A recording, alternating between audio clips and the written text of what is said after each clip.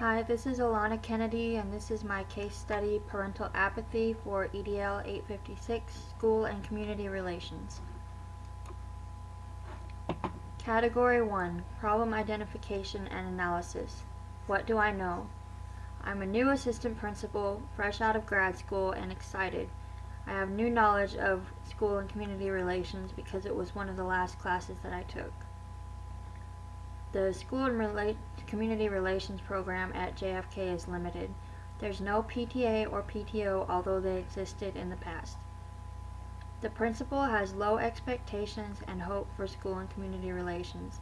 He still recognizes the need for school and community relations, and he believes that the parent advisory group is a good idea, but he is not willing to allow for the creation of a PTA or PTO.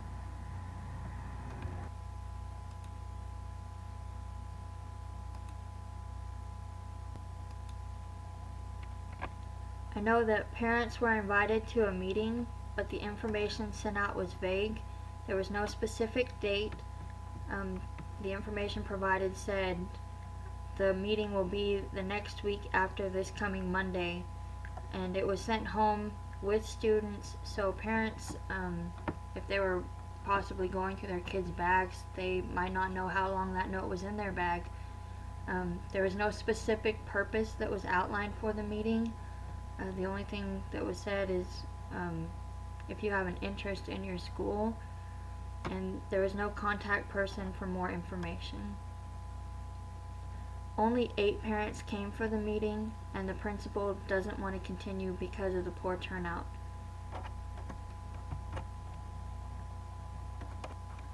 What do I need to know?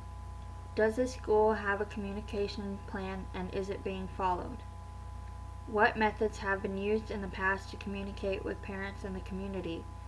Which of those methods were successful and which ones were not successful? Why has the principal's attitude changed?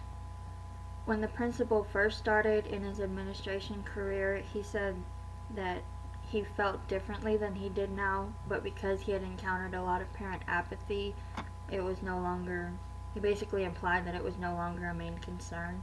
And I wonder if it was because of the apathy that he got disappointed, or if there was a conflict that caused his lack of concern.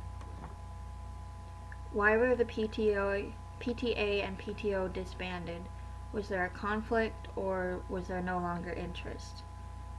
What barriers have the school and the community experienced in communication? Is there not a lack, or is there a lack of responsiveness on one side or the other? Is there a language barrier?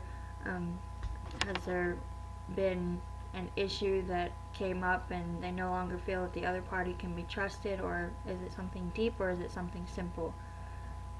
What resources are available to improve communication? Is there additional media? Are there groups that can be used to serve as a mediator between the school and the community? Things like that. Are there community issues preventing a strong relationship? Political, social, economic, legal, or cultural? In what organizations do parents participate? And what is the goal for the Parent Advisory Board?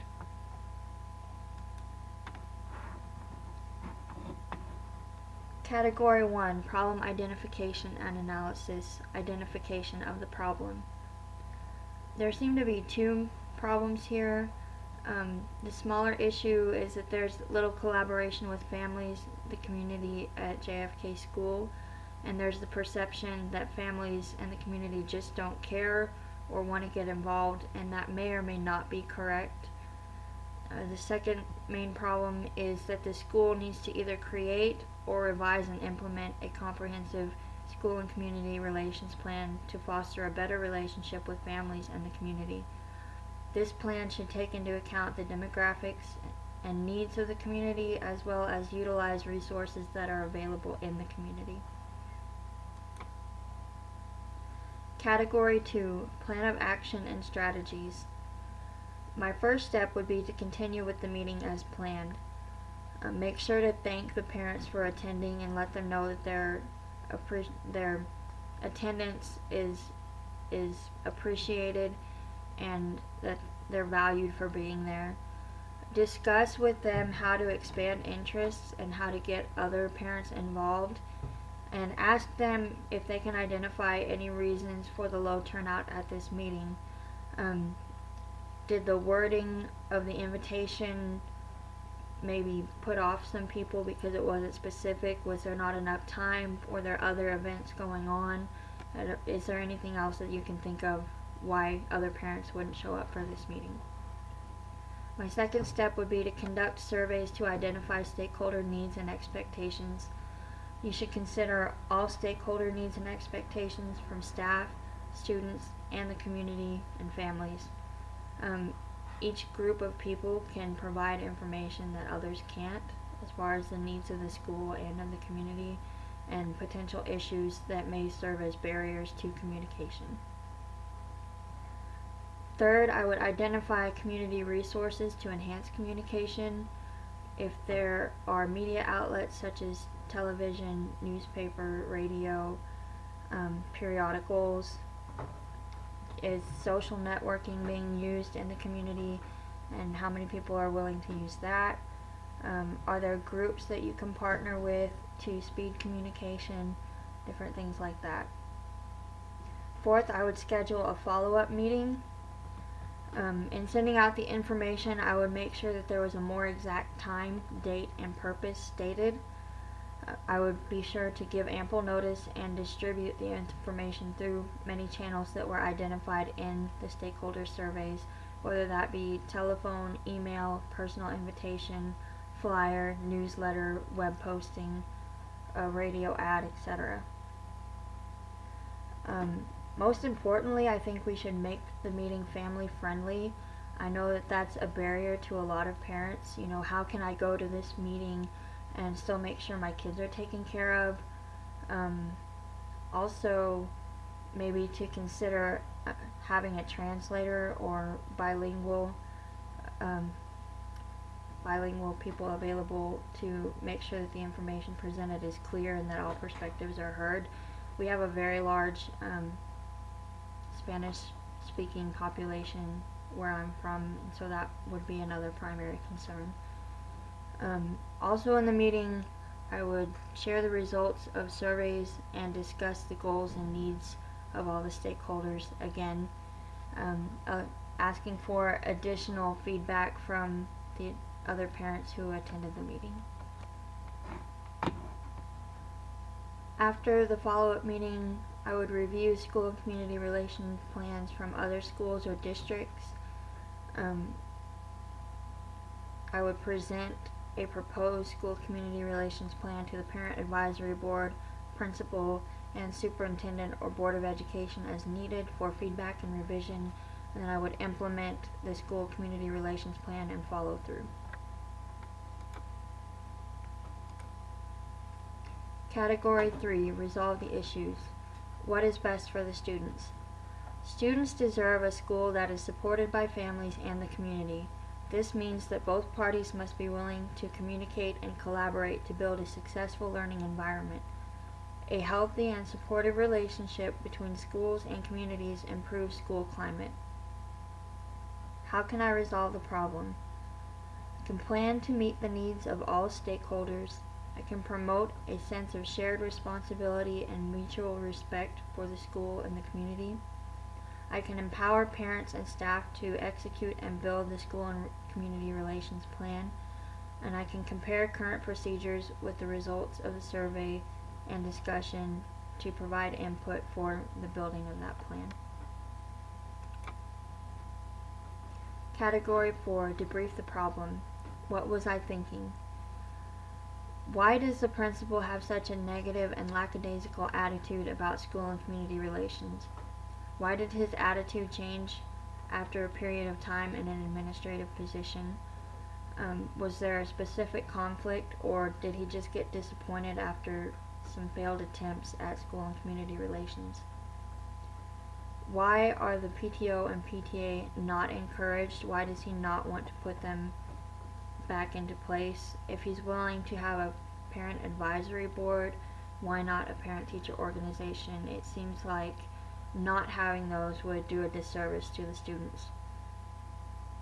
In the past, did these organizations have problems with parents who pushed too hard on certain issues, or did they just not have enough involvement?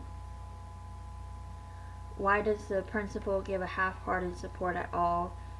If he's going to agree with me on the need for a parent advisory board, then why would he, in the next breath, tell me don't get your hopes up?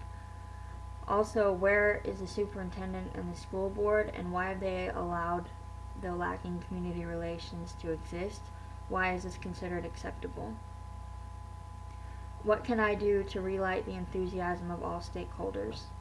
Is there something specific that I can do to facilitate school and community relations? And what would I expect as a parent as well as a school official?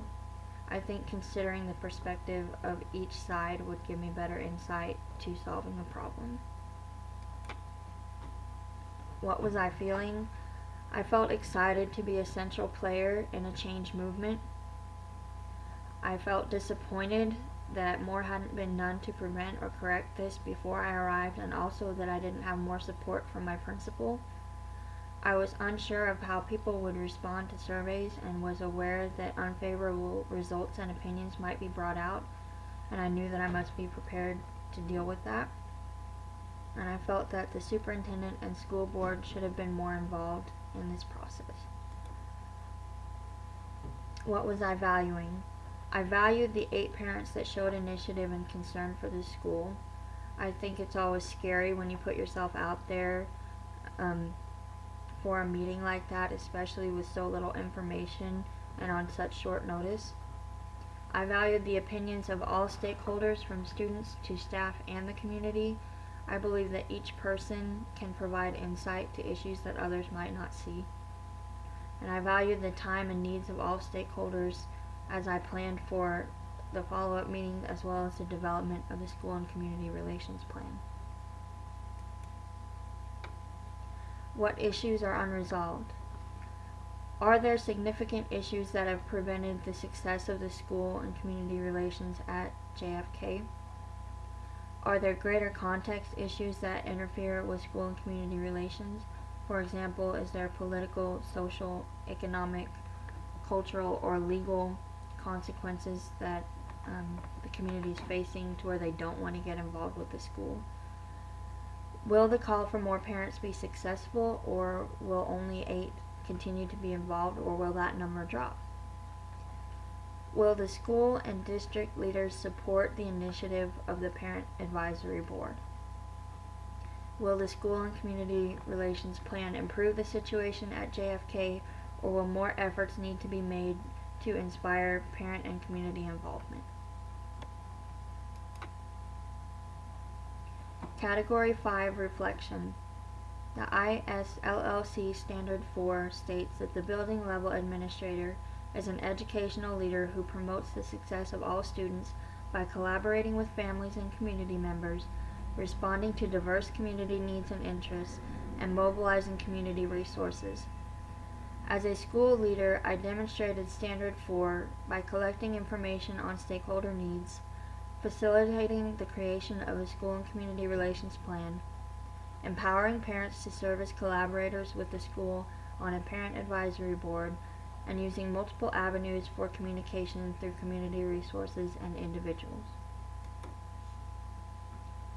Collaboration with families and community members. I facilitated the collection of information on stakeholder needs. I facilitated the creation of a school and community relations plan, and I empowered parents to serve as collaborators with the school on a parent advisory board. Response to diverse needs and interests of the community. I identified the needs and interests of the community through stakeholder surveys, and I referred to these results when planning future meetings, developing the school and community relations plan, and corresponding with the stakeholders. Mobilization of community resources. I utilized various community resources for communication, from organizations such as churches, civic groups, and clubs, media such as television, radio, and the internet. A school leader facilitates the creation of a shared vision of learning with all stakeholders. In addition to assessing